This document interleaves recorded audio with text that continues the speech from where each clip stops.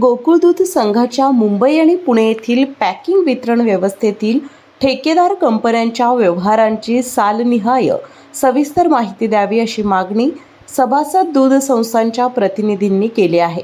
मुंबईतील पॅकिंग वितरणासाठी Kolhapur ice and cold storage, पुण्यातील वितरणासाठी गोकुळ मिल्क सप्लायर्स आणि पुण्यातील पॅकिंग ठेक्यासाठी गायत्री कोल्ड स्टोरेज या कंपन्यांची माहिती मागवण्यात आली आहे.